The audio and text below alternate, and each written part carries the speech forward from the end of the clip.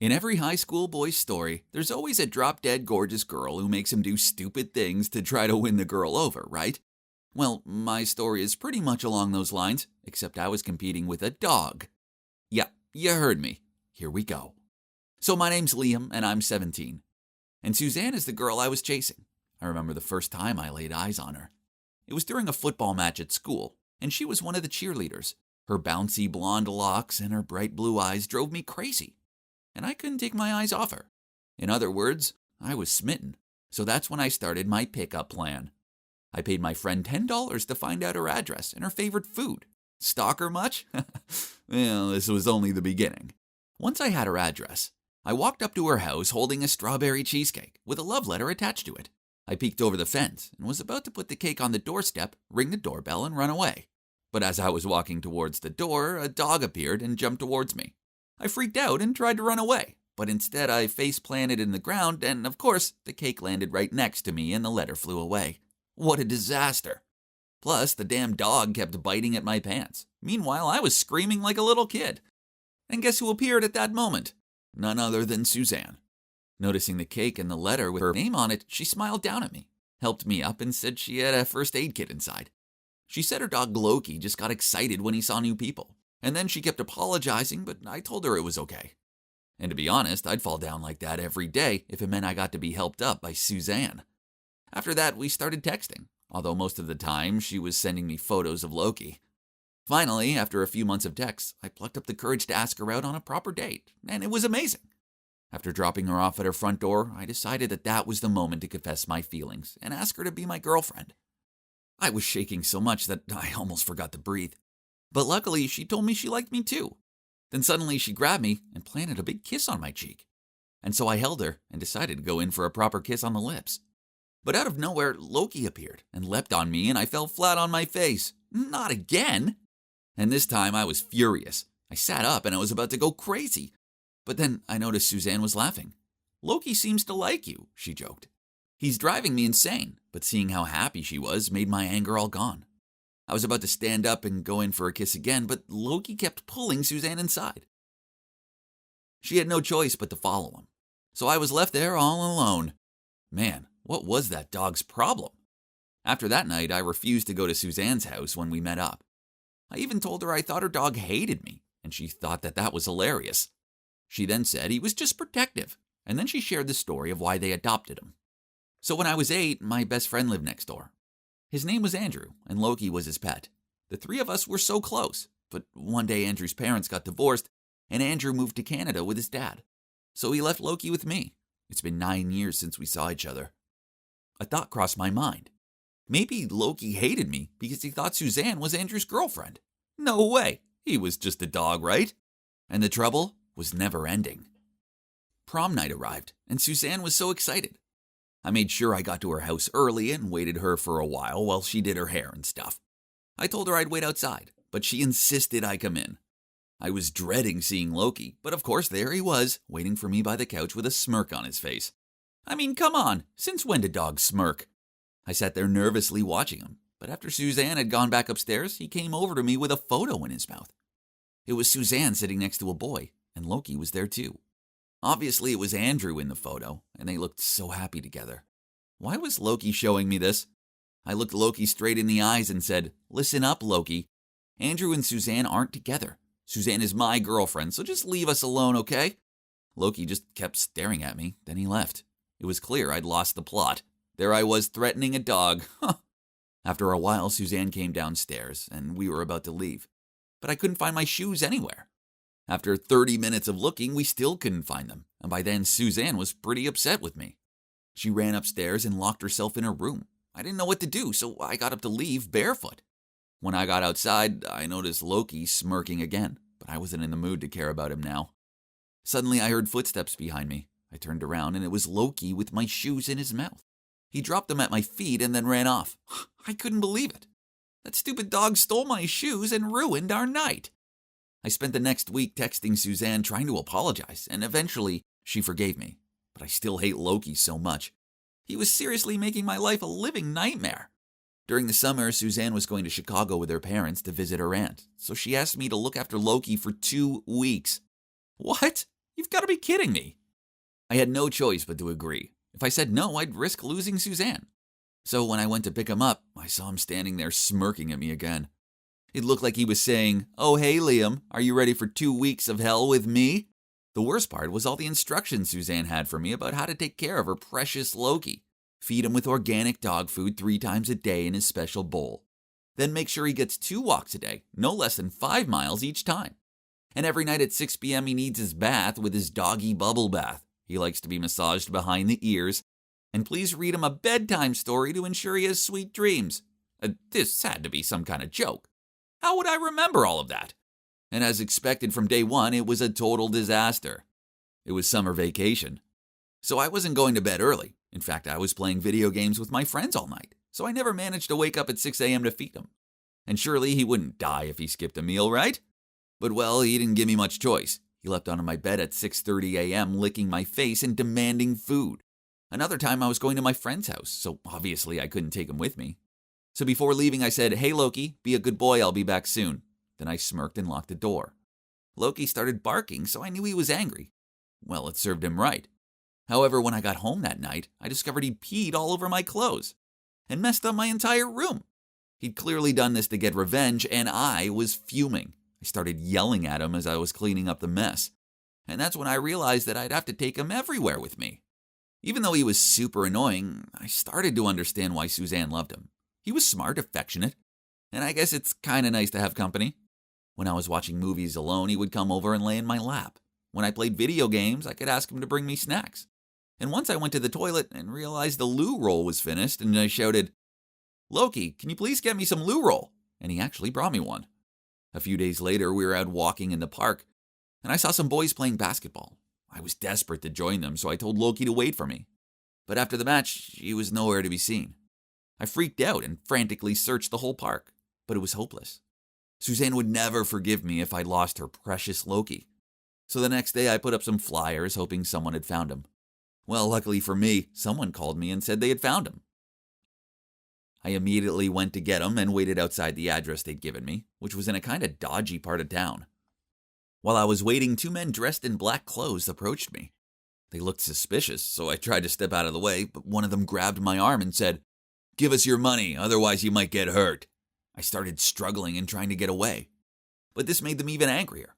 I freaked out when suddenly I heard a familiar barking. Loki! He was rushing towards us and started biting at the robbers' clothes, pulling them away from me. I was so relieved, and after a while, the robbers ran off, scared half to death. I gave Loki the biggest hug, and he was wagging his tail in delight. Then a woman with a dog came towards us. Turns out she was the person who had called me. She'd been walking her dog Penny in the park when Loki had started following them and wouldn't leave Penny alone. He'd been smitten with her, so Penny's owner didn't know what to do and took Loki home. Eventually, she saw the posters, and that's when she'd contacted me.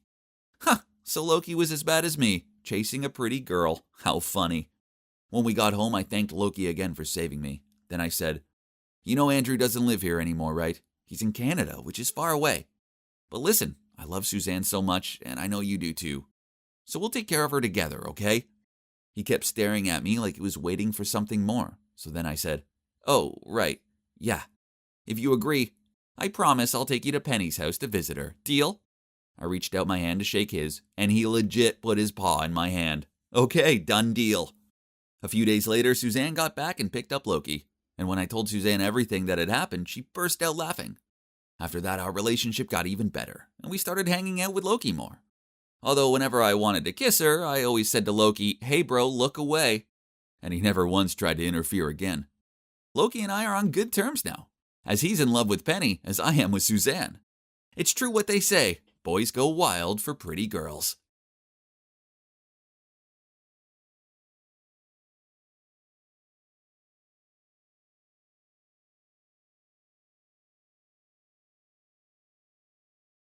This shift was boring. So as I handed the 2 coffees over to the girl, I couldn't help but daydream about what to have for lunch. Excuse me, why the attitude? The girl sounded annoyed. Then before I could say anything, she shouted, "I want to speak to your manager." The boy next to her tried to keep her calm and asked her to go outside first. Then he said to me, "I'm sorry about my sister." I mumbled, "It's okay," as I handed him $20 change. "Oh, just keep it," he smiled. But then he started apologizing, took the change, then left. What just happened? I took out my phone to check my face. Oh, great. I looked like I was sucking on wasps. And all because I was thinking about whether I should have pasta or a sandwich. Well, to be honest, what just happened wasn't new to me, but it never seemed to get any easier.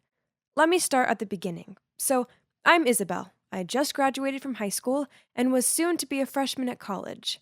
Ever since I can remember, my parents, friends, and teachers always asked me the same questions, such as, "What's wrong?" and "Why the long face?" When I told them that I was fine, they would always be like, "Are you sure?" Or, "If there's a problem, you need to tell us, okay?" Oh, it was so frustrating. There was even this one time where my teacher had to stop in the middle of a lesson to ask me not to look at her like that because my stare made her feel uncomfortable. What? I was just really focused. Then I eventually found out in high school. It was on a normal sunny day. I was sitting at the bus stop with my best friend Jocelyn when some guy came over and asked for directions. I looked up, and the guy got startled and began to stutter. "Oh, sorry for bothering you." And then he left in a hurry. Huh? This was so confusing. He didn't even give me a chance to get a word out. So I turned to Jocelyn and asked if she might know what the guy's problem was. Um, Maybe it's because you look like you want to kick his butt. Then she told me how everyone at school thought I was an arrogant snob. What? That was ridiculous. Why would they think of me like that? I asked her this, and she took out a mirror and held it to my face. Well, see it for yourself. I took a deep look in the mirror, and oh my God, she was right. I did look a bit moody, but I swear I wasn't. Not at all. The next day, Jocelyn sent me a link to an article. It was about people having a naturally grumpy face, also known as resting bee face, aka RBF. You know the word. No wonder nobody likes me and wants to be friends with me. Well, except Jocelyn, thank God. She saw beyond my sullen looking exterior. I wanted college to be different, so I was determined to say goodbye to snobby Isabel and say hello to happy, joyful Isabel. I just needed to smile all the time. Sounds easy, right? So on my first day at college, I walked into the lecture hall with the biggest smile fixed on my face. I hoped I looked friendly and not like that creepy cat from Alice in Wonderland. But then my smile immediately vanished when I saw him. It was the guy who wanted to tip me $20 and then ran off with it. Ugh, why was he here? I was trying to come across as a sweet, friendly girl, and I didn't need him spreading rude rumors about me. So the easiest solution was to avoid this guy as much as possible. Only the universe had other ideas, and I found myself stuck doing a group project with him. Ugh, great. We all sat in a circle, and I found out he's called Carter. Our group leader, Carla, assigned each of us a task. While listening to her, I tried to hold my smile as brightly as I could. Keep it steady, steady, I thought to myself over and over. But you know what? Fake smiling is hard work, and it causes serious face ache. Then my cheek started twitching, so to avoid looking like a weirdo, I decided to take a break from smiling. And that's when Carla noticed me and asked, "Did I say something wrong?" Everybody was gawping at me. I could feel myself blushing. Great, now I probably resembled a grumpy tomato. That's when Carter spoke up. "Just continue. We'll say if anything's unclear." Thank you, Carter. Now, I know how Lois Lane felt after being rescued by Superman. This felt even more intense than the movie. And oh, he was actually kinda cute too. I felt a little bummed out after the group meeting. All I wanted to do was make some friends, but I'd already given Carla the wrong impressions about myself. I'm not a big party goer, but perhaps the big freshman party happening on Friday would be a good place to make friends, right? Feeling down, I sat on the side of the bench by the college sports field and just looked up to the sky. Then I noticed Carter playing soccer with some guys. So I watched him play for a bit. It could have been the lighting, or the fact he looked so hot when sweaty, but I couldn't take my eyes off him. Maybe I should try talking to him. The next day, I walked into the lecture hall and spotted Carter sitting alone reading a book. This was my chance. I could sit next to him and start a convo. Okay, Isabel, keep it cool. Oh no, not cool. Cool means arrogant. Keep it happy. You got this. Smile on. Check. Hi, is this seat? Carter looked up. Oh, I'm so sorry. I didn't know this was your seat. Then he gathered his stuff and moved to another table. What? Ugh, curse you, RBF! I wasn't giving up this easily, so I searched online and read that makeup could help fix my situation.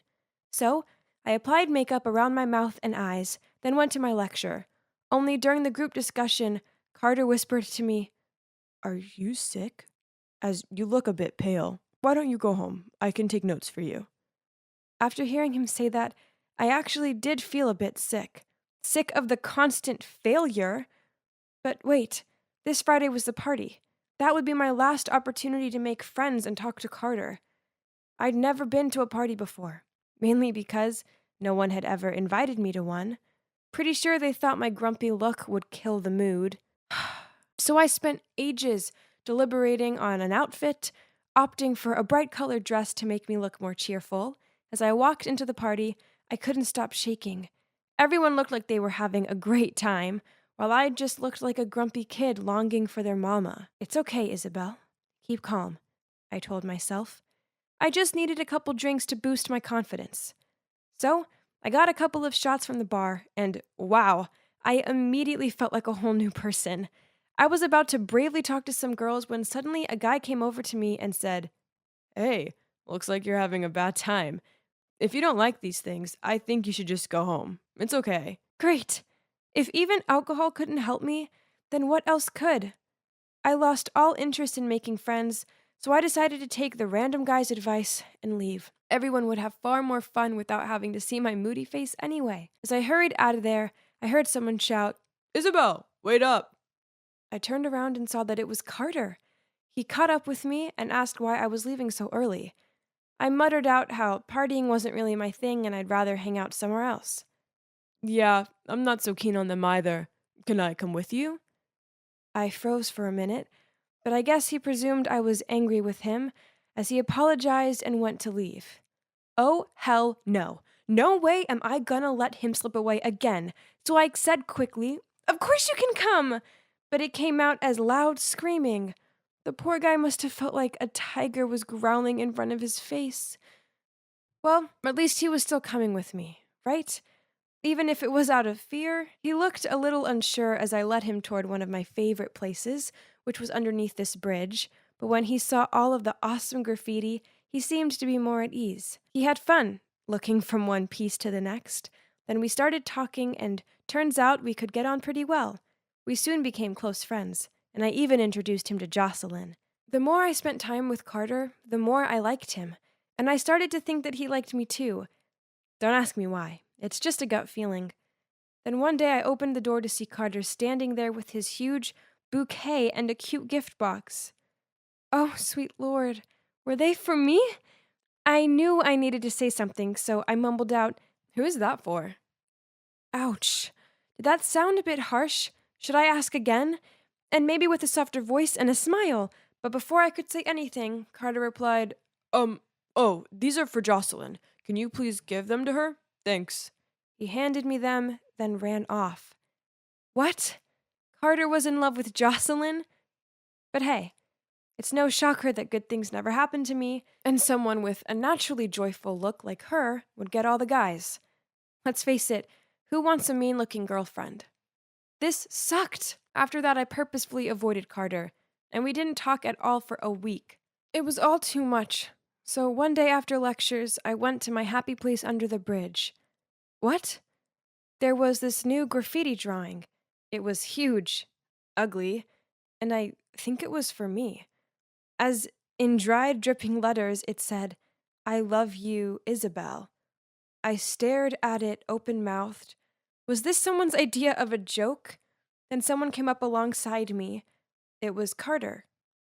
"It's not my finest work, but I tried," he said coyly.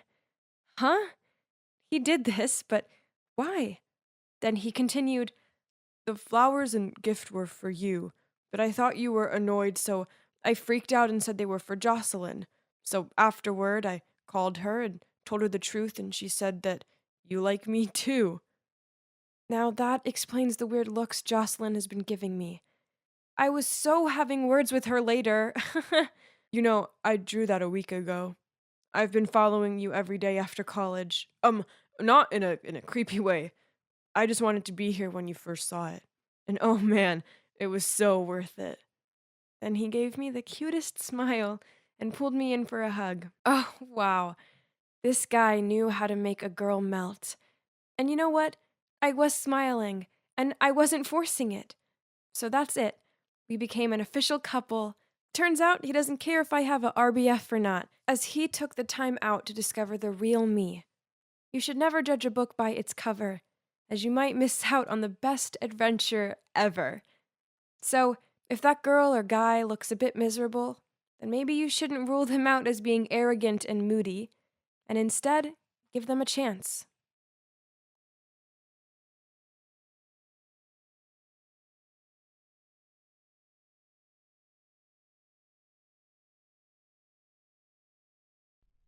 Job hunting is so not fun. But my current job as a waitress isn't working out. There's too much standing around. I now have a blister on my foot. Totally disgusting. Ooh, hang on. This one sounded interesting. Retired couple seeks a well-mannered female housekeeper to attend to their country estate. Board and meals included. This job sounded like such an easy ride, so I called them immediately. And yep, they invited me over. So, this is their country estate. Geez, it's basically a castle. The owner, Mrs. Harris, answered the door. She seemed friendly enough, and she gave me a tour of the place. I expected her to interview me or something, but in the end, she just showed me a bedroom, then said, "I hope this room is adequate enough for you. You'll start tomorrow. My husband and I are away from home quite often. All you have to do is keep an eye on the place and play with our son, as he does get lonely." Huh? I didn't see anything about babysitting in the job description. But I mean, come on, how bad could playing with some little kid be? And who cares? This was the perfect job. They were paying me a high salary to do practically nothing, not even cleaning or cooking, as they had many maids for that. This was over the top. Some people had way more money than sense. I needed to hurry up and move in.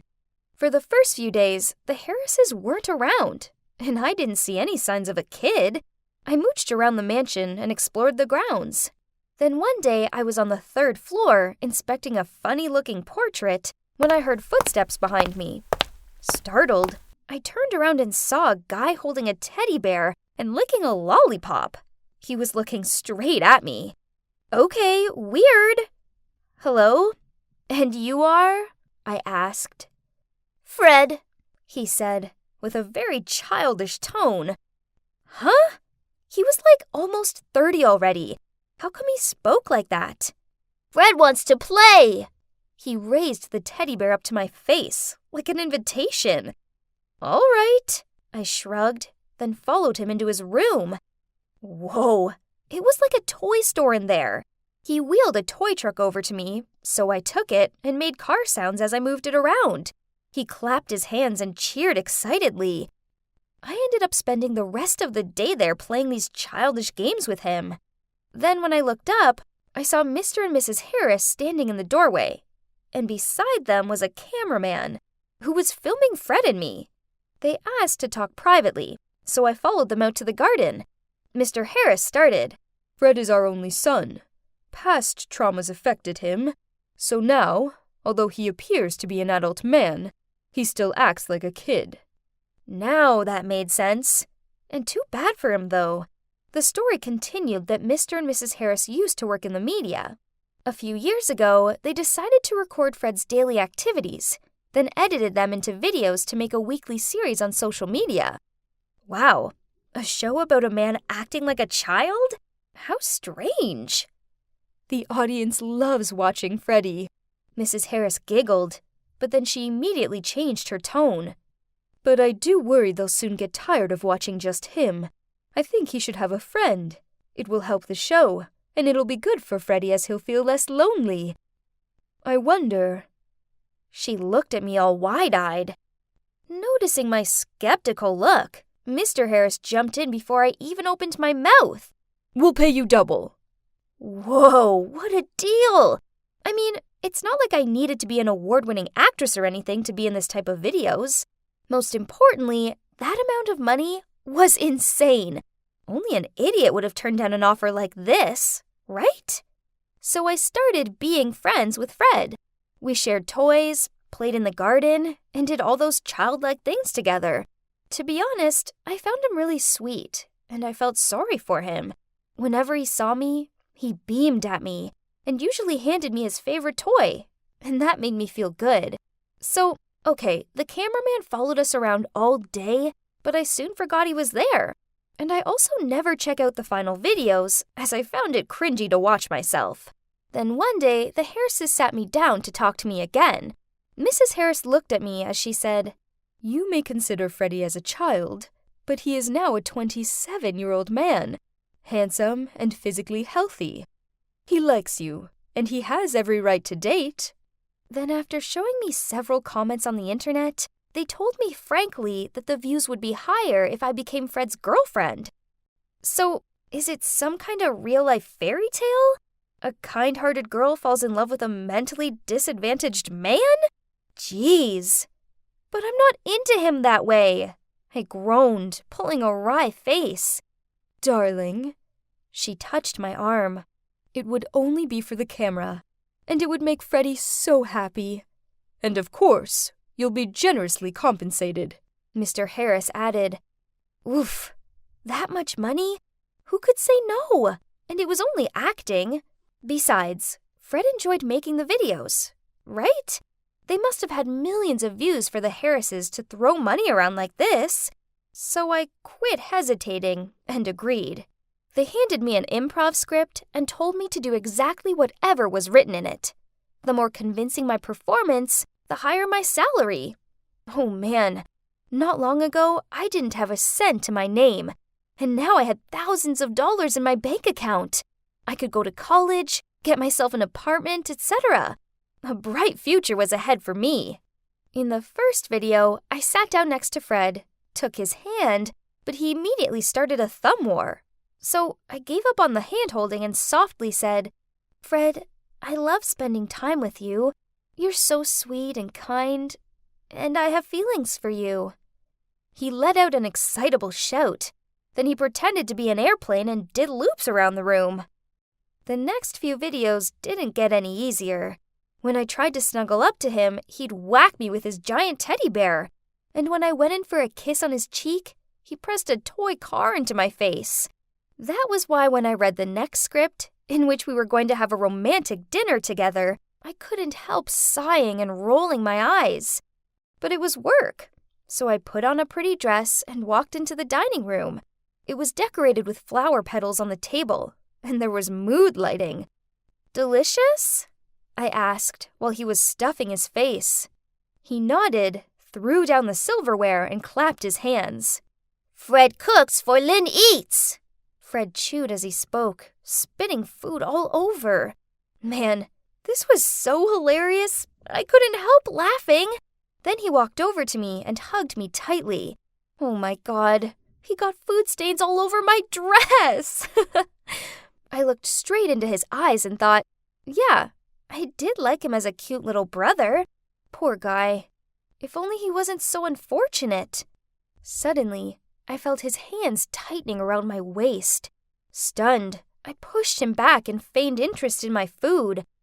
A huge amount of money was transferred into my account that month, but I didn't feel so youthful anymore. So I started going off script and doing things that I thought were good for Fred. I used his toys to teach him math skills. I read him good books, and I showed him how to make cupcakes. One evening, when I was walking back to my room, Mr. Harris blocked my path and, scowling at me, said, "What the hell are you playing at? Did you even read this week's script?" I tried pushing past him, but he grabbed my arm. You're causing our viewers to leave. I'm paying you less this month. I shook myself free of his grip and replied, Money? Is that all that matters to you? Then I rolled my eyes and returned to my room. That night, I ended up looking up the videos. In one of the older ones, Fred was in a suit and looked super uncomfortable. Every time he tried to loosen the tie or unbutton the shirt, a stick went in the frame and hit him in the butt. After a few tries, Fred threw himself on the floor and started having a tantrum. There were so many comments like, OMG, this is way too hilarious, and grow up, man, or don't, for our entertainment. Oh no, people were so mean. Fred didn't choose to be like that. The Harrises were using their own son to get rich by making fun of him. Poor Fred. I had to stop this. I packed my bag, stormed into the room where the Harrises were watching TV and said, I like Fred and still want to be his friend, but I'm not going to be part of this freak show anymore. I quit. And if you care about Fred at all, I suggest you do the same. I expected them to beg me to stay or something, but Mrs. Harris just snarked. All right then. If you want to quit, just leave. Why bother making a fuss about all this? Girls like you won't be hard to replace anyway. How ruthless were they? I was fueled with anger, so I left their dumb mansion immediately and didn't look back. And guess who is cooking in my kitchen while I'm telling you this crazy story? Yep, it's Fred. A few weeks after I left, I answered the doorbell to find Fred standing there. Crazier still, he was acting completely normal. Turns out the Harrises were neglectful of Fred, so he was raised by an old butler, like Bruce and Alfred. When Fred was 15, his parents ended up jobless and in debt. Fred told me, I wanted their attention so badly, so I started acting like I was still a little kid. But then his cute, silly actions meant his parents came up with their crazy video idea. They lied about Fred's age since he does look a bit older, then made him solo act Dumb and Dumber on camera for years. At first, I thought this would be a good way to help my parents overcome their financial difficulties. But I soon grew tired of pretending, and they had more than enough money. So I told them to stop, but they refused. Then he told me that the night I left, he got into a heated argument with his parents and told them he wasn't doing the show ever again. I don't know anyone else, and have feelings for no one else. But you, he confessed. And, whoa, turns out he's only 19. So, I let him stay with me and, well, we started dating. Like real romantic dates and a real romantic grown-up relationship. I still have a lot of money in my account, and Fred took all the money he deserved from his parents, then moved in with me. I'm starting college next month, and I can't wait. Meanwhile, Fred has found an online course and is waiting for the results from the new part-time job. Also online. Well, he's gotta hide for quite a while, since his face is all over the internet. But our future together is really wide open this time. Now, excuse me, we have a dinner date to enjoy. This is a real-life fairy tale, baby.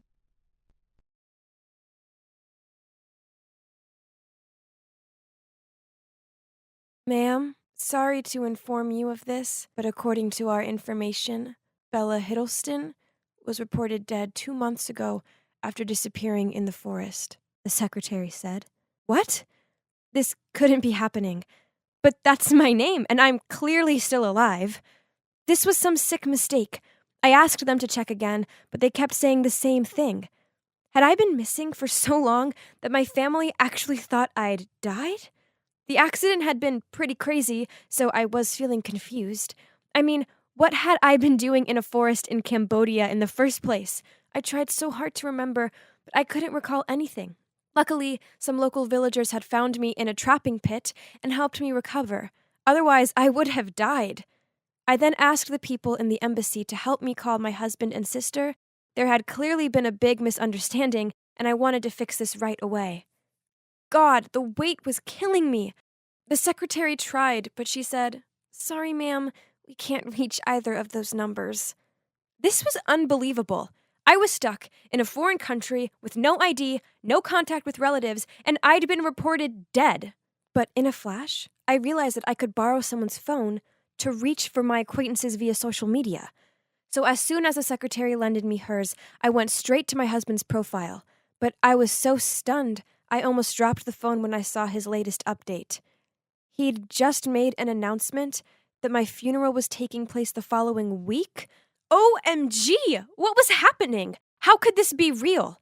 I kept scrolling down his profile and saw my sister had posted an old selfie with him saying, "Ronnie, I know this is a tough time, but I'm always here for you. We'll get through this together." Hang on, what did she mean? Firstly, I wasn't actually dead. Hello? But also, I know my sister used to have feelings for Ronnie. Did she assume that she could just be with him now that she thought I was dead? What a traitor! We were so close. Surely she wouldn't treat me like this. I had to get home and sort this out once and for all. I asked the embassy to help me fly home without informing my family in advance. I wanted to surprise them. Believe it or not, the day I was due to arrive home was the day of my funeral. What a coincidence, right? I went directly to the funeral venue, in disguise, of course. I wore a huge black hat and sunglasses to hide my face and sat way at the back so no one would notice me. There were so many people there. My family, friends, and even my business partners. It was so bizarre. And then I saw Ronnie. He looked exhausted. I just wanted to run up to him and scream, "I'm alive! You can be happy again!"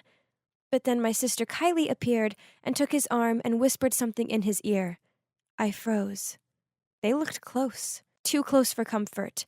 And then I noticed people around me whispering, "Oh, it can't be that bad. He'll get a pretty penny from the insurance company for Bella's death." And then another lady said, "Not just that, but a younger, prettier wife too, by the look of things." I wanted to puke. Ronnie and Kylie were hugging each other now. All of this made me feel like my whole existence was meaningless. Nobody here really cared about me. I couldn't watch my sister and husband for a second longer. I ran out into the street and kept walking until I couldn't walk anymore. Then I found a motel to stay at. The next morning, I snuck home after my husband went to work. I needed to pick up some of my stuff and get some money. It was so weird being home. Everything looked the same, but I noticed none of my stuff was lying around anymore. Then I spotted it. A big box in the corner. I ran over to open it, and inside was all my belongings. I was shaking as I picked up the wedding photo that used to be on our nightstand. I mean, I was barely fresh in the grave, and already Ronnie had boxed me up. It was almost like he couldn't wait to kick me out of his life. Ouch! I wanted to get out of there, so I quickly went to our bedroom to get some cash and clothes. That's when I discovered a shocking secret that made me fall onto the floor. As I was taking my clothes out of my cupboard, a strange piece of paper fell out. And guess what? The first line caught my eye was Bella's death plan. It was a sketch showing the path leading to a waterfall and made up evidence along the way. OMG! This was it! I knew that waterfall. It was pretty close to where I had the accident. So, had Ronnie planned this? Was he sick in the head? What had I ever done to him to deserve this? I had to run out of there to clear my head, but something caught my eye at the newsstand. It was Kylie, on the front of the newspaper in an article about how she was going to be running the company in place of our grandfather. There was a photo of Kylie and Ronnie at the inauguration, and look how happy they were. They didn't seem to be upset about my death at all. I wanted to rip the paper up. But wait, why would my grandfather give up his position? He had never mentioned it. He loved his job. This didn't sound right. So I quickly took a taxi to his place to find out what was going on. When I got there, I was so shocked. My heart sank upon seeing him hooked up to medical equipment. Turns out that after he'd heard the news about my death, he'd had a heart attack. When he spotted me by the door, he was so stunned he almost fell off his bed. We hugged and cried, and I told him it had all been a big mistake. Gosh, I was so happy to see him. I could see he was tired, so I told him to rest up and I'd visit again soon. Then on the way out, I spoke to his assistant, Cody. "I need a favor. Could you help me prepare a case against Ronnie?" But suddenly I heard footsteps coming towards me. "Bella? Is that you?" I turned around, and it was Ronnie. I didn't even have time to think clearly before he rushed in to hug me tightly. I could feel the tears rolling down his cheeks, and he seemed genuinely shell-shocked to see me. I was disgusted, though. I pushed him away and said, "Stay away from me." But it was like he didn't hear me. He just said, "These have been some of the worst months of my life. I can barely sleep or eat. I can't believe you're alive." Liar! He was a liar! I started shouting at him, saying, "Stop acting like you give a darn! You wanted me dead! Just wait until this gets out. You'll be behind bars for the rest of your life." Then I took the sketch out of my bag and threw it at him. Ronnie swore he'd never seen it before, but I didn't believe it.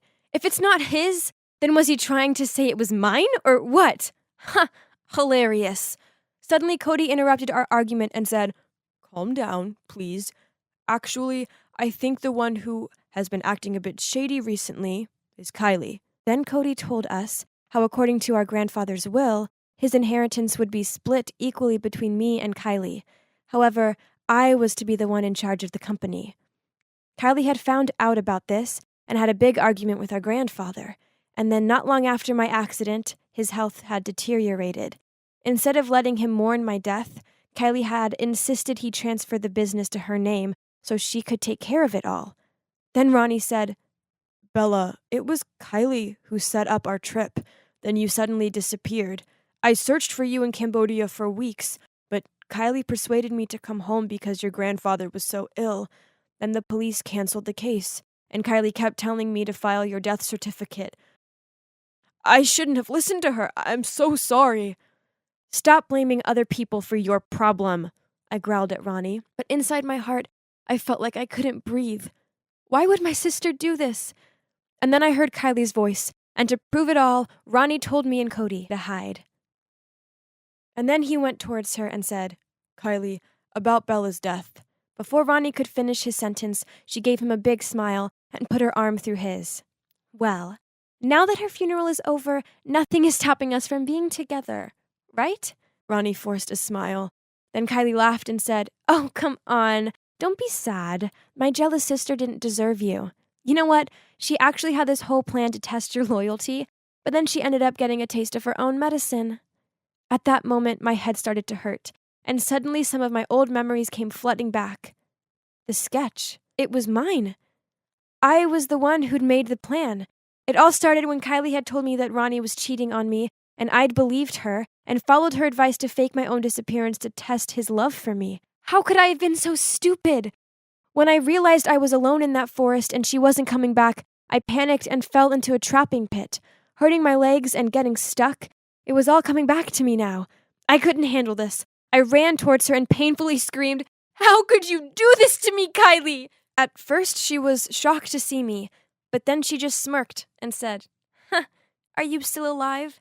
Well, either way, it's too late. The company is mine now.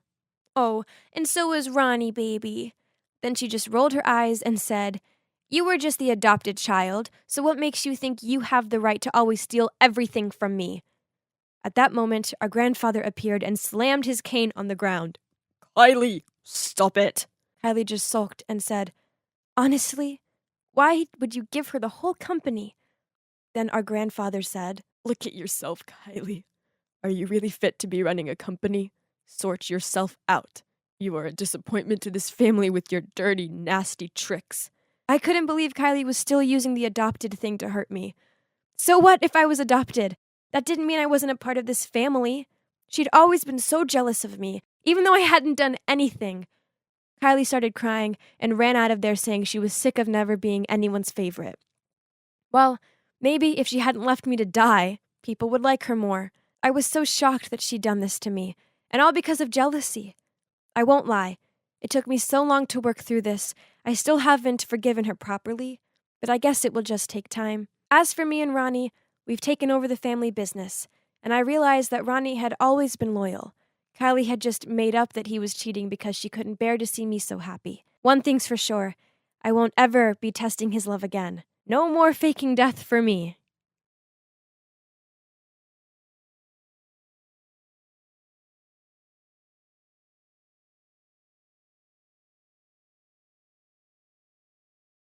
Ew, there's a fly in my drink.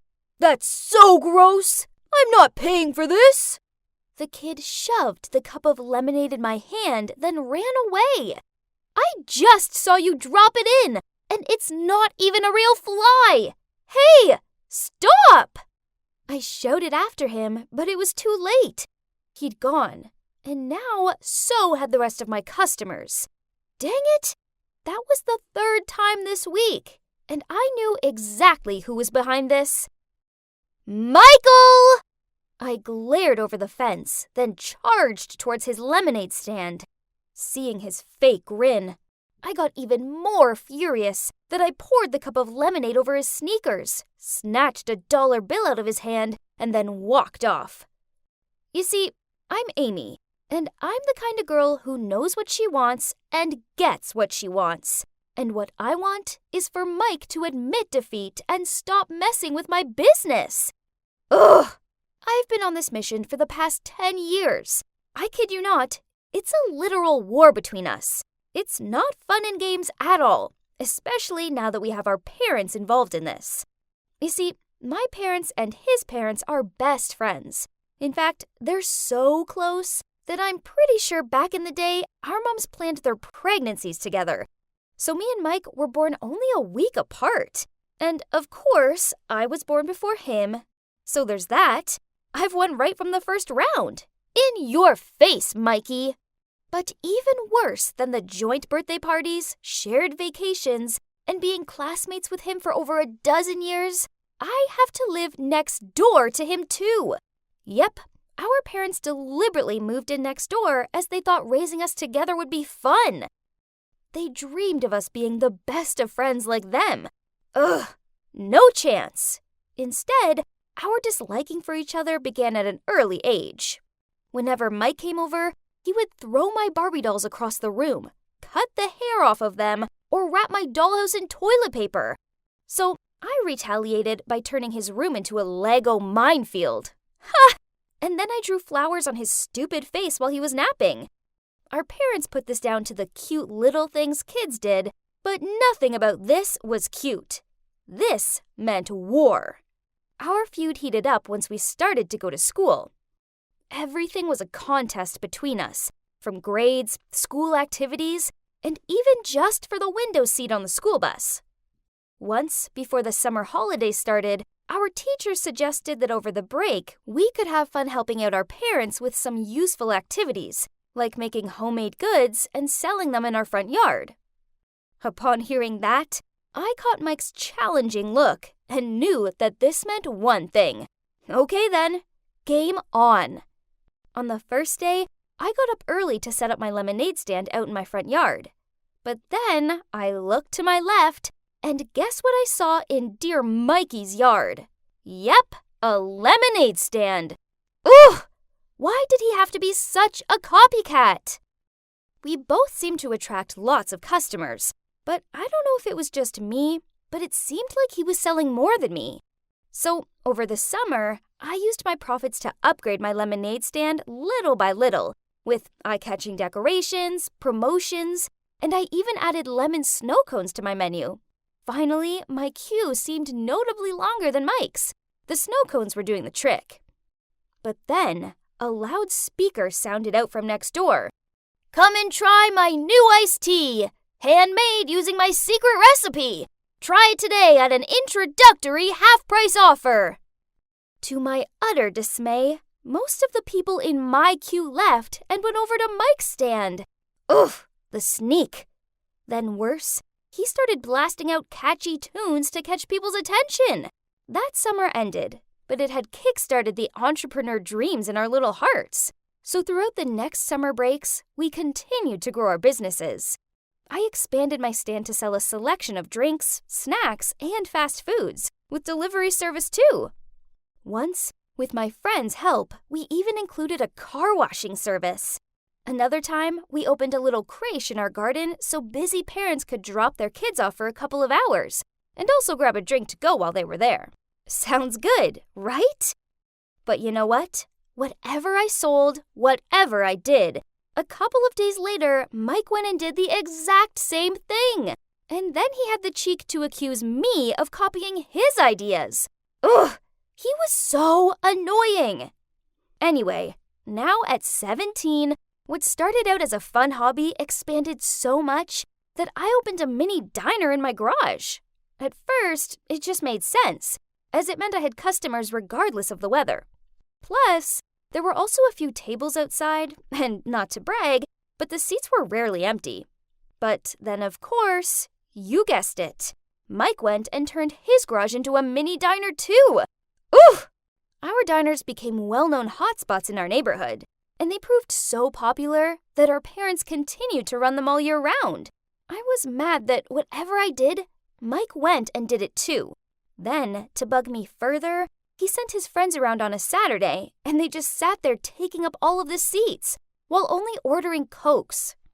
So, I sent my friend Cynthia around to his diner, and she pretended to have food poisoning after eating their food. Then she proceeded to fake gag and ran to the restroom back and forth until the customers all freaked out and left. But then he started to spread negative feedback about our place on the internet, and I did the same in return. Ugh, there's no ending to this fight ever! But I will never back down. I knew Mike had a huge crush on this Stacy girl in his science class, and one time after school, I saw him leading her into his house, probably to bore her senseless, bragging about his lousy business again.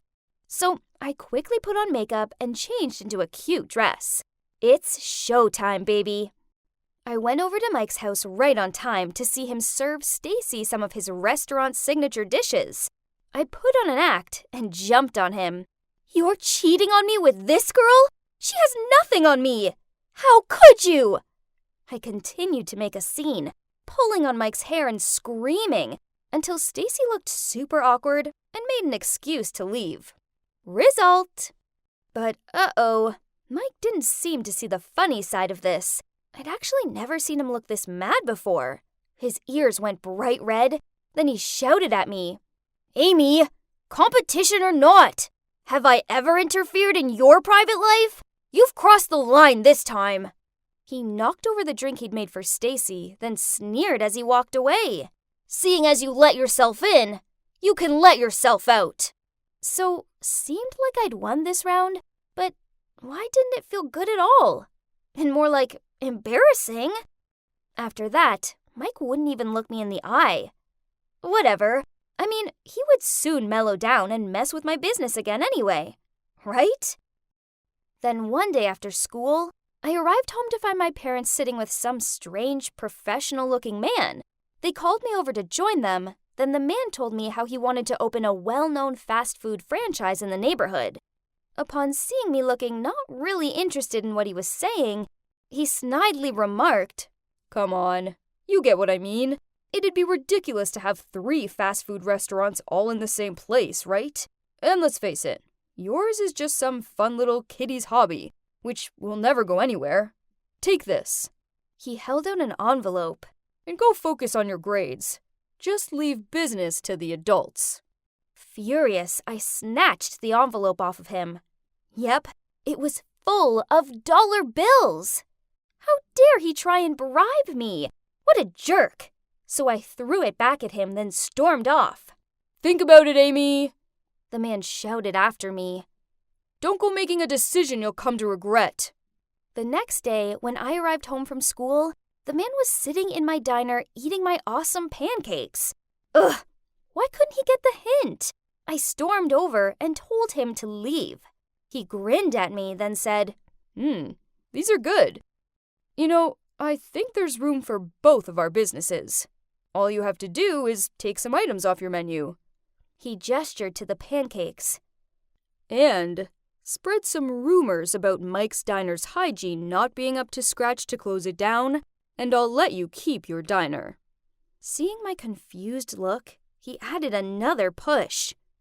I'm only telling you this because I know you're a smart girl. Smarter than that boy. So, choose wisely. Well, that's true. I am smarter than Mike, but this was crazy. I spent all evening considering it. I mean, there's no way I could compete against a big-name franchise, but this way I stood some sort of a chance, right? But as annoying as Mike was, could I really do this to him? At 2 a.m., I sat up in bed, still so torn about this all. I rushed next door and threw a stone at Mike's window. The light in his room turned on right away. Obviously, he was having a sleepless night too. He looked out and saw me, then he joined me on the porch, and we sat there in silence for a good while. Then he spoke up. "Ames, your pancake tower is amazing. Really?" Sighing, I replied, "Honestly, I drool just thinking about your double-deck burger. But if we don't take those dishes off our menus, I think that man will find a way to close us down." He shook his head. "Well, the Ames I know wouldn't quit that easily, right?" I let out another long sigh. "Yeah, but this is different. They're a big-name franchise. Our small little dining wouldn't be able to hold up for long, sooner or later." Then we fell back into this despairing silence. "I say we can do it. We can do it together." Mike suddenly stood up and pointed at our houses. "We have plenty of space to open up one big diner. Ha! What do you say?" Me and him working together? Would that ever work? But, well, nothing's impossible for big girl Amy. I grinned at him. "Bring it on. Let's fight till our last breath." So, the very next day, we joined forces and started preparing for the opening of the joint diner. Naturally, our parents were, of course, thrilled with the idea. They happily broke down the fences and even built a joint corridor to connect our houses together. We're now officially registered as one business and have all of our food, safety, and hygiene certificates. You know, the boring but official stuff. As for the franchise man, it turns out people in town are loyal to us. So when the story of his dirty tricks spread out, everyone said they'd boycott his restaurant if he ever opened it. So we never heard from him again. Huh, that's karma for you. And what happened next?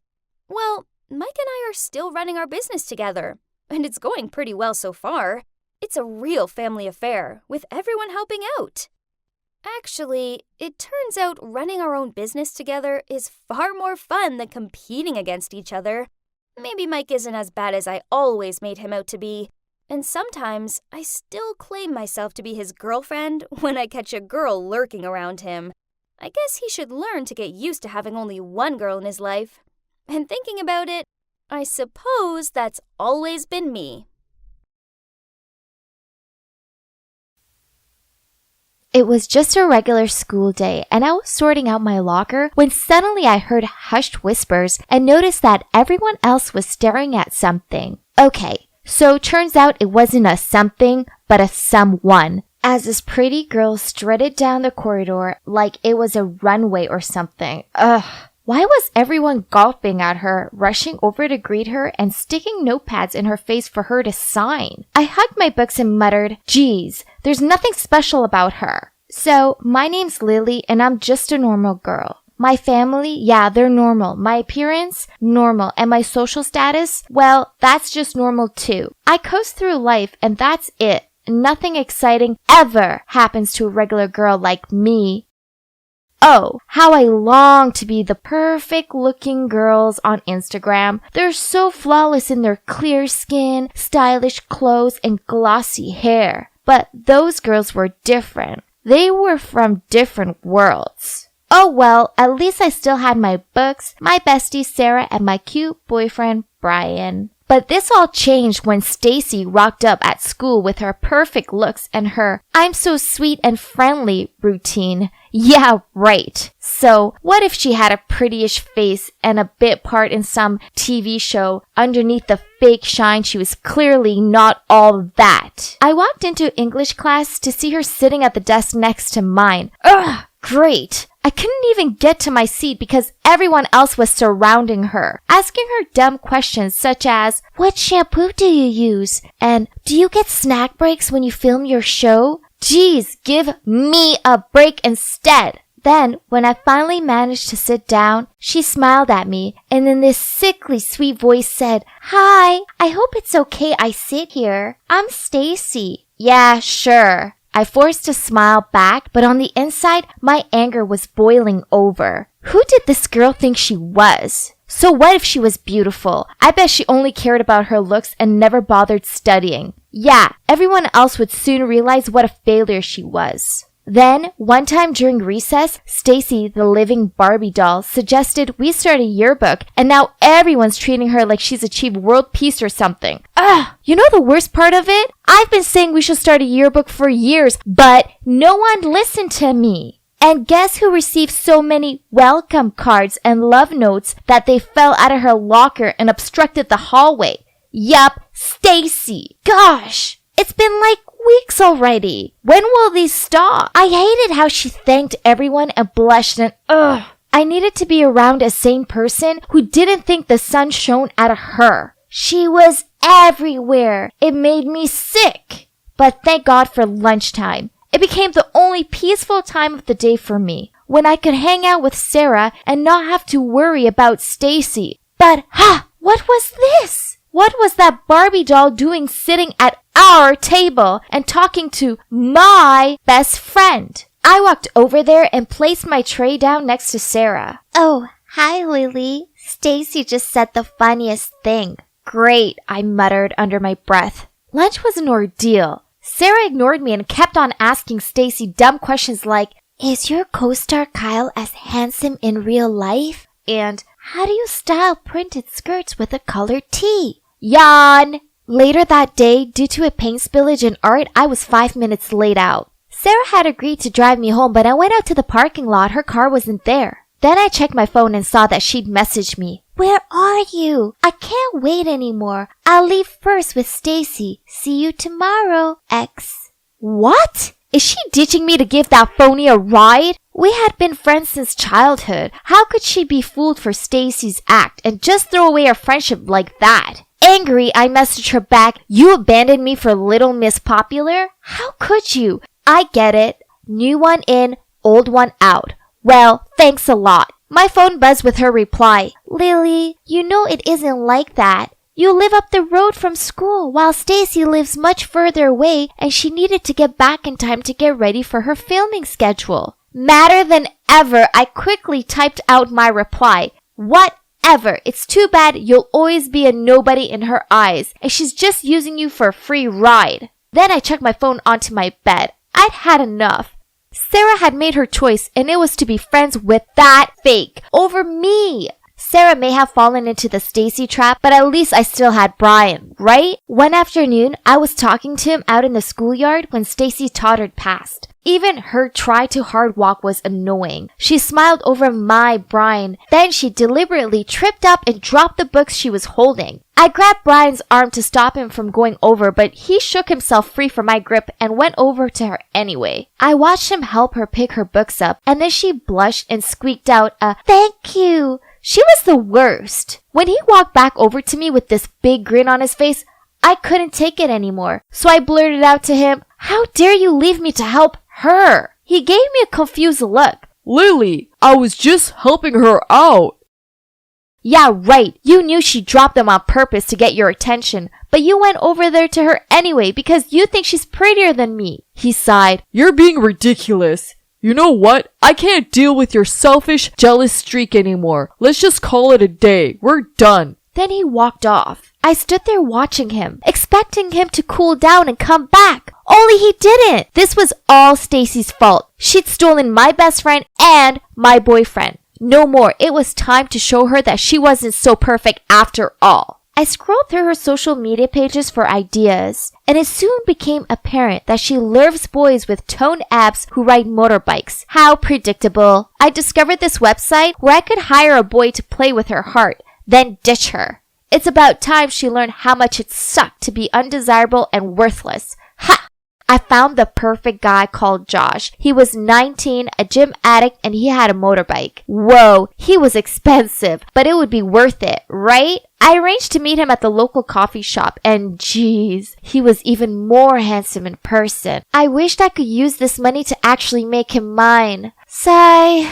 So the deal is he's gonna flirt with Stacy, make her love him deeply, and then break up with her. The next Monday, I walked out of school to see Josh parked up to the school gate, holding his helmet and looking like he belonged in a movie. Naturally, every girl was staring at him, but he made a beeline for Stacy. Then, just 1 week later, I saw him picking up Stacy from the school. Whoa! I knew that! I knew I had chosen the right person. Josh was such a lady killer. They looked super close and I had to remind myself that he was just an actor and he was doing his job. Haha! She was gonna be so heartbroken. But a few weeks later, and he was still picking her up. Huh? Why hadn't he broken up with her yet? So I called him up and asked him what was taking him so long. He replied that he would do it soon. He was just making her fall for him more before he did it.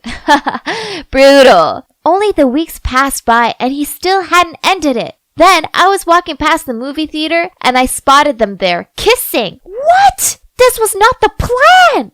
Furious, I had arranged to meet him the next day at the coffee shop. He walked over and couldn't even meet my eye as he said, I'm sorry. I can't do this anymore. I will refund you as soon as I can. Why? Have you fallen in love with her or something? I said jokingly.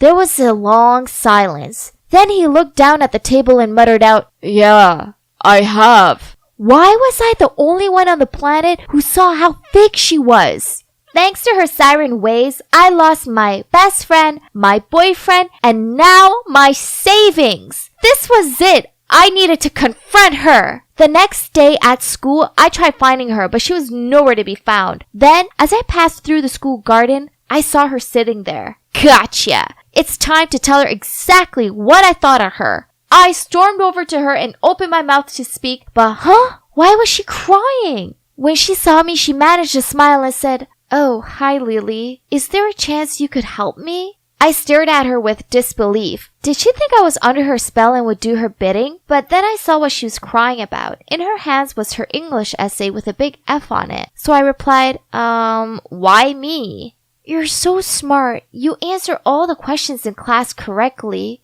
I don't want to be judged on my bad grades. That's why I left my last school. The other kids call me a brainless beauty. I moved here for a fresh start and now I'm still failing. Okay, so in that moment, I realized that there were things I was good at. My grades were good and I was pretty great at remembering facts. I'd just been so blinded by jealousy that I lost focus on these things and only saw what I didn't have. None of this was Stacy's fault. She never actually done anything bad to me. I'd made it all up in my head because I was jealous of her. So I sat down next to her and said, No one's gonna call you that because I'll help you study. You will? She gave me a hopeful smile and I nodded. Thank you so much, she flung her arms around me. So that's how Stacy went from being my enemy to my friend. She's actually a really sweet and kind-hearted girl. No wonder why everyone admired her so much. And I was wrong to judge her on her appearance and not give her a fair chance. She's still with Josh and she doesn't know that I hired him to break her heart.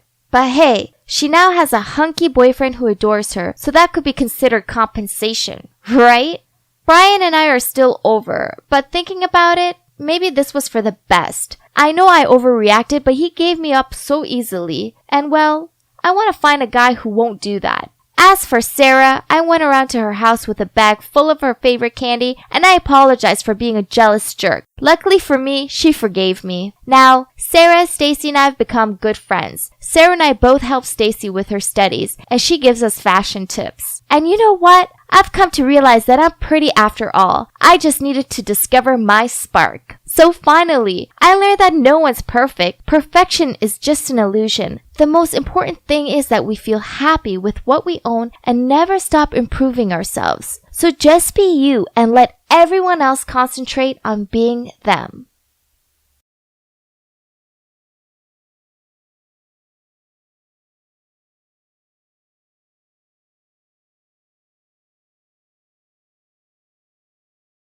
Hey, Dan, how about we go to that Japanese restaurant I want to try?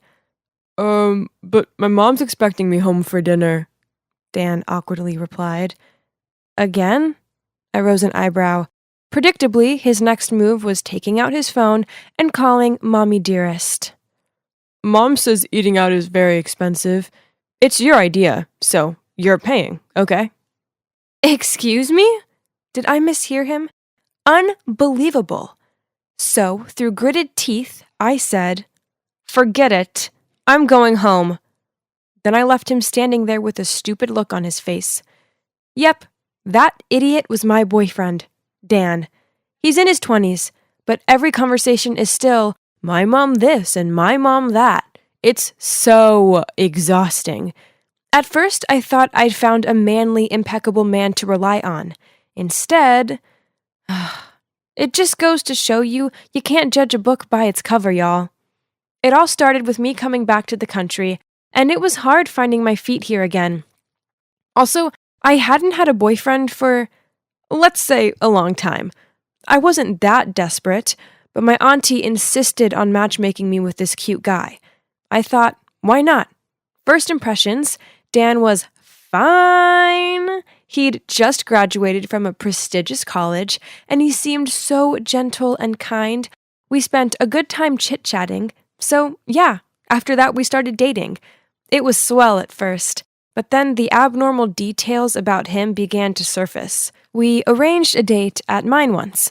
The plan was to cook a meal together, then relax watching a movie. But as soon as he arrived, he walked straight over to the couch and started watching TV without any helpful intention. I dragged him into the kitchen, passed him a carrot and the peeler. He looked confused, then stuttered, but I don't know how. I tried to show him, but despite explaining it in great detail, Dan still fumbled to peel one lousy carrot.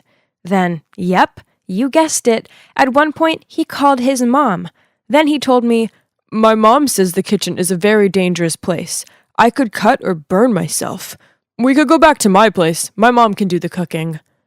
I glared at his arms akimbo. Or we can eat out," Dan mumbled. "Only if it's on you, Claire. It's not my fault." I growled while shaking my head. "Fine, then I'm not coming with you." Then I pushed him out and slammed the door shut behind him. What the hell just happened? Still, I told myself that maybe he was just scared, since he has never cooked before. One time we were in a clothes shop, and I spotted this shirt that I knew would suit him. It wasn't his usual style, but I insisted he tried it on, and ooh, he looked so good in it. Dan seemed to like it too, as he admired himself in the mirror, then said, "It does look nice, but wait, can you please take a photo so I can send it to my mom? Well, she's the one who buys all my clothes, so..." What?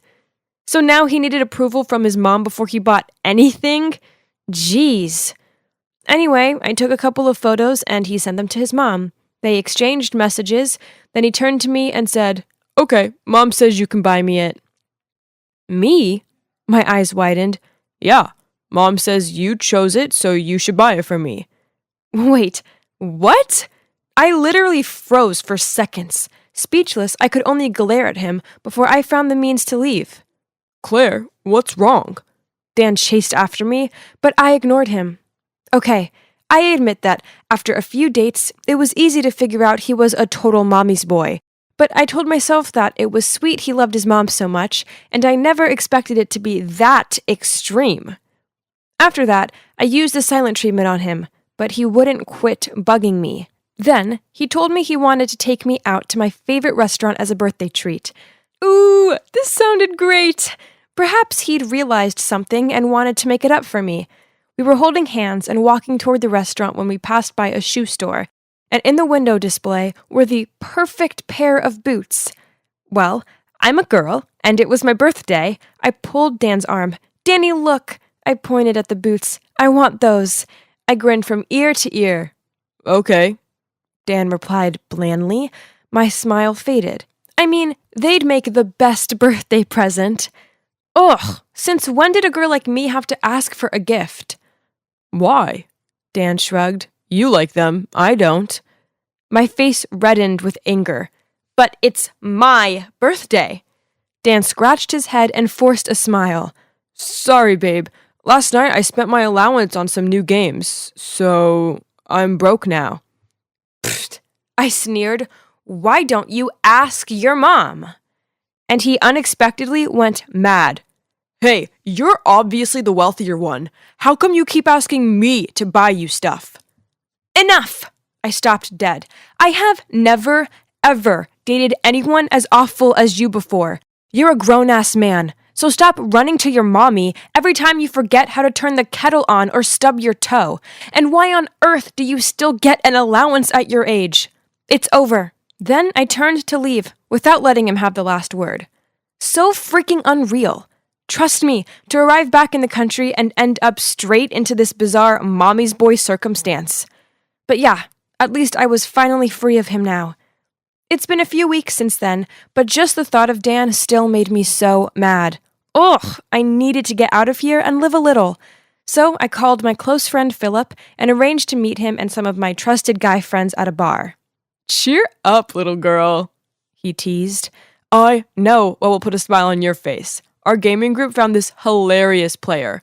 All we have to do is throw a few compliments his way, and he buys us all new items. Then, whenever we go out partying after a victory, this noob also pays for it all. What an ego. I mocked, "Congrats, bros. Wish my ex-date was also that generous." Then I rolled my eyes. He never spent a cent. Well, at least not without asking his mom for permission first. Philip laughed with a surprise. Hey, this noob's the same. He brags that despite being broke, his mom came up with the idea of matching him with rich girls so he can be covered. Hold up. That didn't sound right. I had a real bad feeling about this. Then Philip pointed across the bar and said, "Oh, speak of the devil," and patted my back. A chill ran down my spine as I took a deep inhale of breath and turned to see it was Dan. And oh, he had a new girlfriend already. I quickly made up some excuse and bailed before they saw me. That night, I couldn't stop thinking about Dan's new girlfriend. Whatever Dan and his mom were doing was no less than scamming. So I arranged to meet up with Philip at a diner, and I confided in him about my history with Dan and how I was concerned about his new girlfriend. Philip offered to help and said he would try and find out more information. A few days later, he reported back with his findings. Turns out, Dan and his mom had learned the Claire lesson, so this time with his new girlfriend, Lizzie, they were playing it differently. Dan, as his mom had ordered, took some sensitive photos of Lizzie, and now every time she refused to pay for something, he threatened to post them online. OMG! This made me feel so sick. This poor girl was trapped and were sucked dry of all her money. This was extortion, and I was going to put a stop to it. It didn't take long for me to find Lizzie online. I then dropped her a message saying I wanted to help, and we arranged to meet up in person. After hearing me say that I knew the truth, Lizzie burst into tears. "I can't let those pictures get out, so I have to keep on being his girlfriend and pay for everything." She rubbed the tears off her cheeks. "I had to borrow money, and now the interest means I'm in thousands of dollars worth of debt, and I still have no guts to speak out." "Let's put an end to this." I slammed my fist on the table. "Be brave, Lizzie. I've got your back." The day after Philip and I went with Lizzie to tell her parents, it was bad. Her mom started blubbering and tried to cover her face while her dad went furious. "No one does this to my little girl and gets away with it." Philip replied, "Too right. The bad guys are going down." We spent the rest of the day gathering evidence, including all of the threatening messages Dan had sent her and the receipts she'd kept from the extortionate purchases he'd forced her to make for him. That was when Lizzie received a message from Dan. "There's this expensive restaurant I want to go to. Babe, take me there tonight or else. Love you, X." Lizzie replied that she agreed. Then, knowing Dan was out, we went around to his house. We confronted Dan's mom as soon as she let us inside. She was frightened and eventually confessed that she didn't have a job and it was Dan's dad who provided for them. As a result, she spoiled Dan so badly that it annoyed his dad, so he left. Then she sadly blurted out, "He didn't say a word to me. He just left Dan a note that said, 'Take care of yourself and your mom.' I knew Dan would be miserable without his luxuries, so I told him to find a rich girlfriend to spoil him, and this time," she looked from me to Lizzie, "to make sure she would be too trapped to ever leave." There was a knock at the door. She looked at us awkwardly before she went to answer it. We followed her, and that was when we saw 2 cops arresting her. She bursted into tears as they took her away. I guess she thought she was a devoted mother who was doing right by her son, when in truth, she went about it in totally the wrong way. She ended up going to jail, and her house was sold to pay off Lizzie's debts. As for Mommy's boy Dan, as an accomplice, he ended up doing community restitution. Hey, this would probably do him some good, as he'd finally learn what a day's hard work actually felt like. Thankfully, Lizzie gradually got over this traumatizing event and was ready to start dating again. With Philip. About me, well, I'm still single, but I don't feel lonely anymore, as I have awesome friends.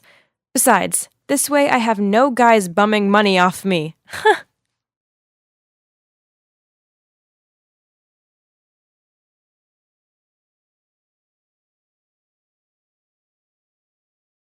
Oh, I've never been in a negotiation that lasted this long before.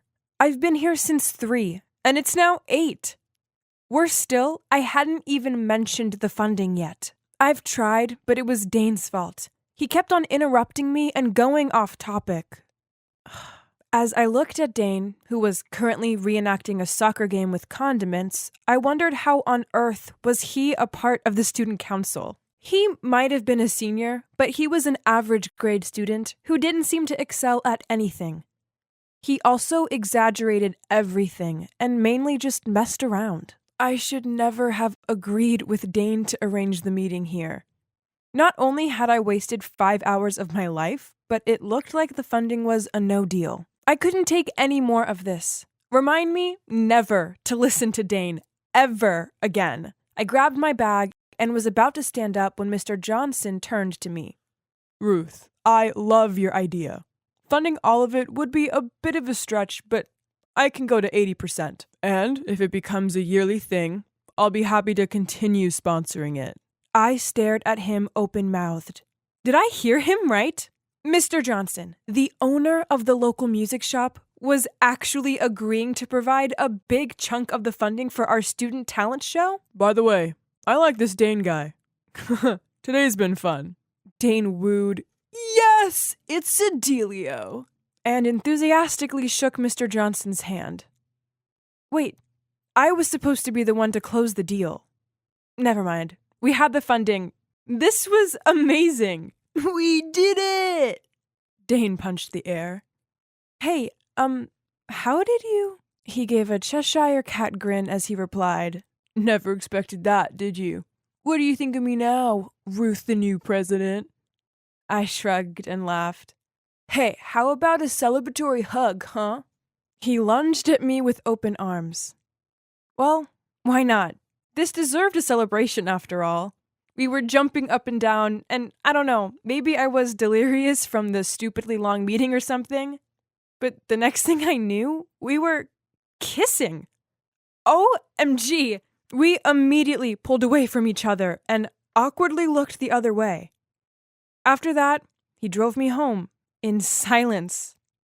Oh no, what was I thinking? Why did I, or anyone breathing, do that? It was Dane. Dane! Can you believe it? Well, okay, I suppose it'd been a difficult couple of months for me. As soon as I became president of the student council, my boyfriend Walter didn't congratulate me. No, instead he broke up with me. We'd been together for 2 years, but recently he'd spoken about marriage and buying a house. Not yet. I want to focus on my career first.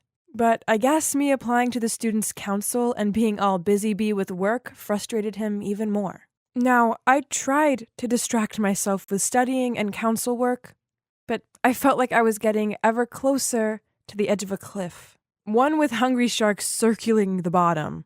Ugh! And then there were the rumors being spread around school about me. Ruth's just a freshman. She won't be able to hack the pressure. And Ruth's so serious and boring. So I started working harder and harder to prove myself. Hence the talent show project. Only, geez, I was so exhausted, both mentally and physically. This funding news was fantastic. But what was going on with Dane? Maybe he has some kind of secret power of attraction or something.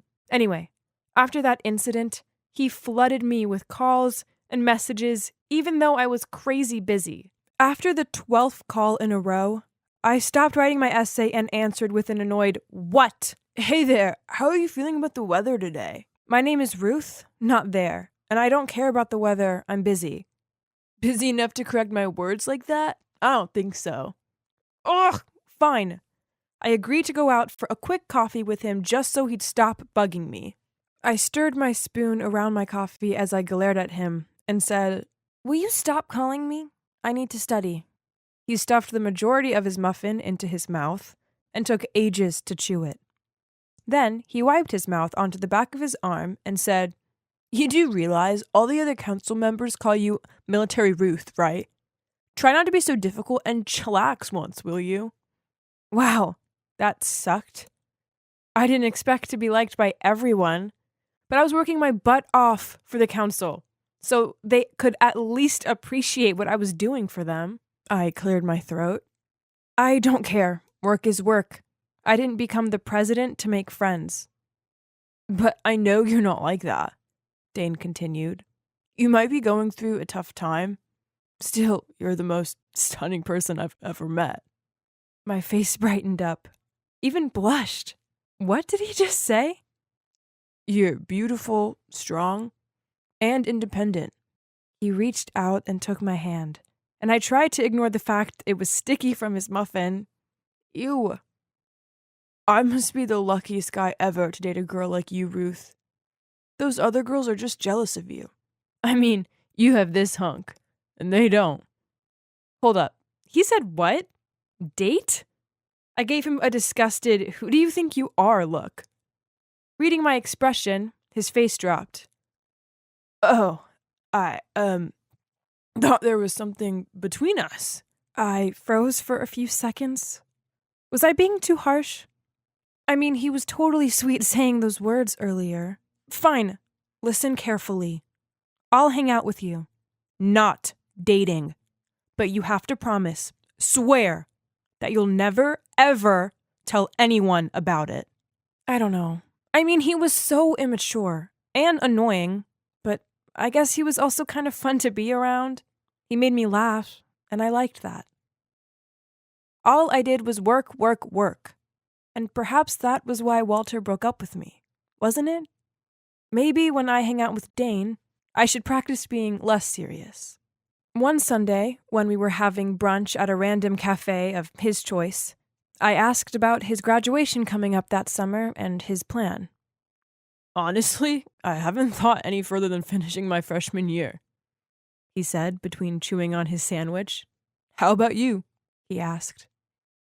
"Well, I want to go to an Ivy League college for a master, of course, preferably Dartmouth, and study social science. Then I want to work for the government, but high up, you know, like a managing role, and really make an impact, you know?" Dane shrugged after I finished. "Yeah, nice plan," and kept digging in his food. I felt weird. Was I being unrealistic? Or was it just Dane's point of view? But to have a happy relationship, maybe it's best to compromise and accept the differences, right? I snapped myself back into the now. If this whole thing with Dane hadn't happened, I would still be in anguish and despair. It was strange, but I did feel better around him, unlike with Walter. So I should respect his opinions. Gotta learn from my mistake, right? One day, I was at a council meeting planning a fundraiser for the remainder of the talent show money. I decided it was time people saw the real Dane, so I made him event organizer. But this didn't go down well. As in the other council members' eyes, Dane was a lazy, idiotic puppet. Give him a chance. He's the one who persuaded Mr. Johnson to fund the talent show. Please, we never know other people's limits and abilities. Then this girl, Catherine, sarcastically said, "Of course you'd know his ability since he's your boyfriend." You suck at leading. All you care about is your personal feelings. I know. I'll date you. Then I may actually get given a job I deserve. My tongue was tied. I couldn't find a word to defend myself.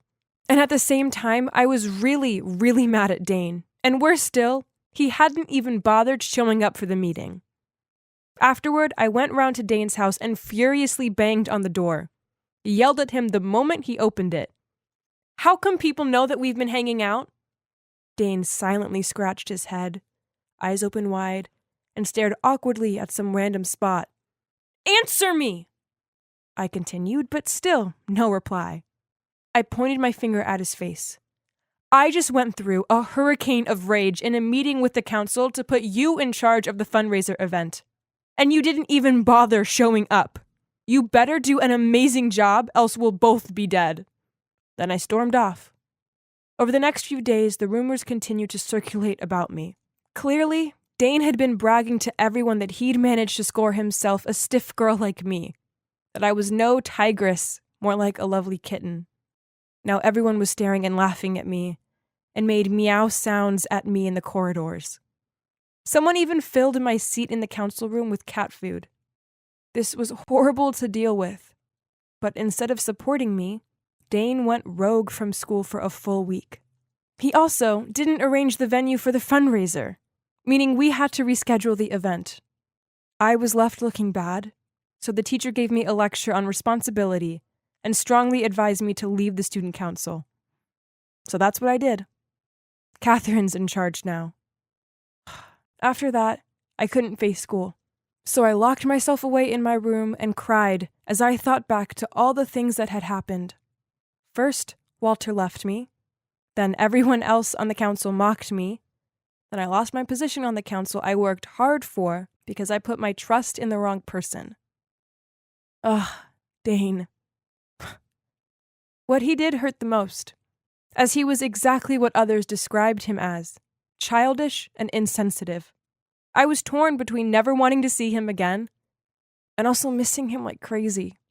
Now I had no one. I felt so alone. Ugh, darn it. Loneliness sucked. So when he called me, I answered. He told me he was outside my house. I guess I should at least hear him out, right? Hey, beautiful, listen. He grabbed my hand and looked straight into my eyes. It doesn't matter, okay? The council, the president position, those people don't matter. The most important thing is you being happy, and I'm gonna make you happy.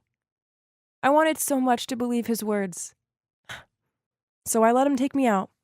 We ended up in this noisy restaurant with singing waiting staff. He found it hilarious, but I felt so uncomfortable. Then on the way back, he dragged me into this arcade and left me so he could go on the zombie killing game. As I watched him spin around then shoot, I realized how different we were. I guess I was holding on to him because I'd lost everything else. Who was I anymore? I felt like a stranger to myself. This wasn't me, and Dane wasn't right for me. He rushed over to me and excitingly clung onto my arm. Ruth, come see my high score. I shook my head and quietly said, It's over. I pulled my arm free and walked off. After that, I kept to myself, and at school, avoided Dane and my former council members as much as possible. It did hurt when I saw the posters for the talent show around the school, but that wasn't my problem anymore. I did receive a message from Dane saying something about his graduation party, but I skipped it. The truth is, he's just not good for me. Life was a joke to him, and as a result of this, he left me feeling like I was a joke too. I felt so lost. So I'm going to spend the summer with my grandparents out in the country, away from everyone and everything. I need time to heal, so when I come back, I'll be strong, confident, and independent girl I once was. As I really do miss that version of me.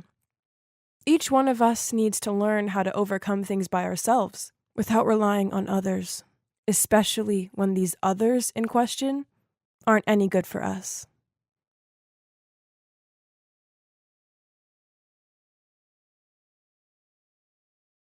Hey guys, Milo here.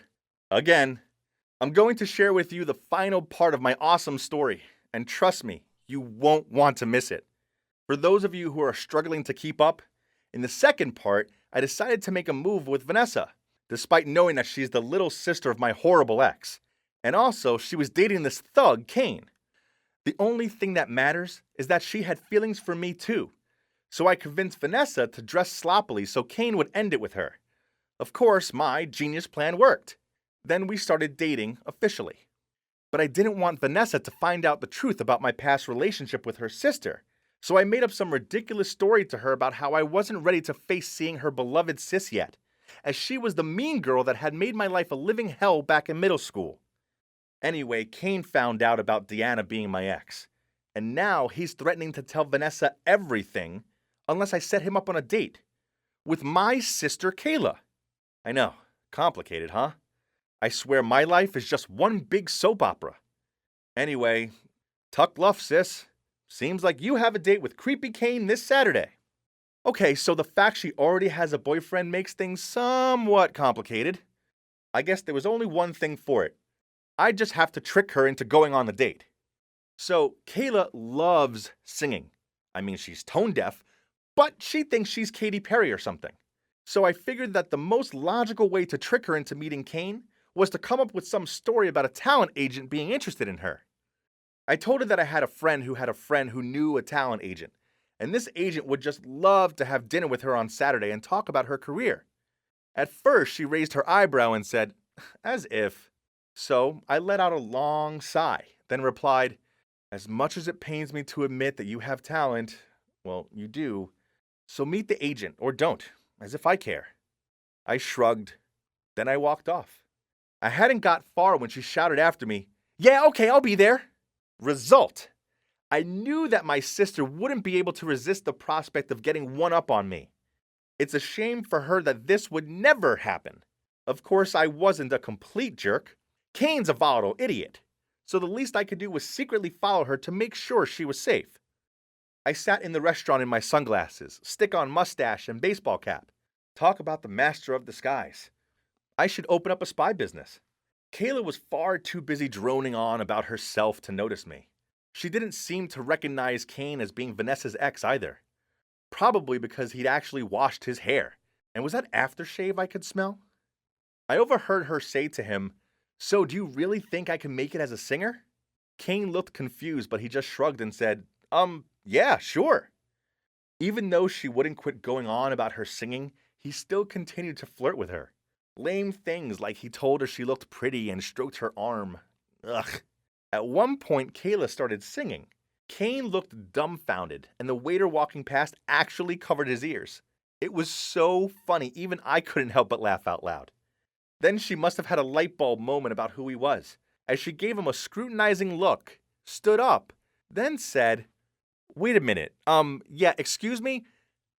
I need the bathroom. As she stormed across the room, I knew she was bailing. Oh no, if she did that, then Kane would tell Vanessa everything, and my life would be over. So I hurried after her and shouted her name. At first, she gave me a weird look, so I removed my sunglasses and fake mustache. She looked pretty mad. But I knew that I had to tell her all about how Kane was blackmailing me. I even managed to fake some tears. At first, she seemed furious and she shouted at me. A lot. But then she seemed to calm down and she smirked. Uh-oh. That smirk didn't look good. She told me, okay, I'll go back inside, but this means you have to do everything I say, all month. I didn't like the sound of this, but I had little choice, so I agreed. She went back inside and the date seemed to go well. The problem was now I didn't have to worry about Kane. Instead, I had to worry about my sister. Why do these situations happen to me? Has karma for messing with all those couples come back to bite me? I had to do all Kayla's chores, including staying home every weekend to babysit the kid next door. Ugh. Then I also had to message her actual boyfriend and apologize for the Valentine's prank I played on him. A reminder for you, it involved my super speed and a whole lot of duct tape. Things got weirder though, as Kane seemed totally smitten with my sister. He sent her flowers, then he sent her a giant teddy bear. And he even messaged me saying he wanted to assure me he would never hurt her. Okay, this was weird. It seems my sister had made the once thug-like Kane turn soft. Thing is, she binned his flowers, gave the teddy to the neighbor's kid, and well, made it clear she didn't like him. Wow, love can really mess someone up. Even someone like Kane. I guess he liked her coldness toward him. I suppose it's far more of a challenge than being with someone all kind and sweet like Vanessa. Kayla had started selling home-baked goods, cookies and things. They were tough, burned, and gross, but people seemed to buy them. So guess who she roped into playing delivery driver? Talk about lame. What made it even worse was I had a date with Vanessa one day. But no, now I had to deliver inedible biscuits. Being the smart guy I am, I found a way to get around this. So I picked Vanessa up from the library, then went off to make the deliveries. The plan was to drop them off as quickly as possible, then Vanessa and I could have date night. Vanessa didn't mind. In fact, she thought it was sweet that I was helping Kayla out. Ha! We got to the delivery address, and it was a nail salon. I left Vanessa in the car and rushed inside. Then I saw who the customer was, and oh my God. There standing in front of me was Deanna. Talk about a shocker. I was so surprised that I actually dropped the delivery. I muttered out something about how my sister would reimburse her. Then I went to leave. She grabbed my arm and said she wanted to apologize to me properly for cheating on me. Now was not the time for this. Talk about awkward. I tried to yank my arm away, but she kept clinging to me. Then Vanessa suddenly walked in. I guess she must have seen us through the shop window. She yelled out, "Deanna, what are you doing? Let him go. Stop being so mean. I didn't want to believe that you ever teased him back in middle school, but here's the proof." Deanna looked confused as she replied, "What are you doing here? And what do you mean tease?" They yelled back and forth in confusion for a while until Deanna blurted out, "He's my ex-boyfriend." Cue two furious women staring at me in anger, asking for an explanation. Now would be the perfect time for a UFO to come and abduct me, but no such luck. I had some explaining to do, so we went to the coffee shop next door, and I confessed that Deanna was actually my ex. But I only found out about it after dating Vanessa, so I lied because I didn't know how to handle that awkward situation. I begged them for forgiveness. I was so scared. I was basically staring down at the table the whole time. But then suddenly, I heard giggles. Deanna started to laugh and said, "That's the stupidest thing I've ever heard." Oh my, Milo. Vanessa joined in. Okay, that makes sense, since he's the one who also came up with the ridiculous plan for me to break up with my ex by playing ugly. He really has a unique sense of solving problems. Okay, so I never thought they'd find any of this funny, but at least they're not mad at me. So in the end, I got a proper apology from Deanna. We're cool now, and I can freely date Vanessa too. Turns out life is far simpler when you don't end up in a web of lies. As for Kane, well, he doesn't bother Vanessa anymore. Instead, he's still pining after my sister. I actually think he might have a chance with her, as she broke up with her boyfriend because that dude has been constantly bailing on her to hang out with his friends. Even though I've seen a different side to Kane, I don't know how I'd feel about having him as my actual brother-in-law one day. But yeah, I got the girl, so everything turned out pretty great. As for pranks, well, I can't rule out never doing the odd one or two in the future, but I promise to never mess with loved-up couples again. I've learned my lesson on that one.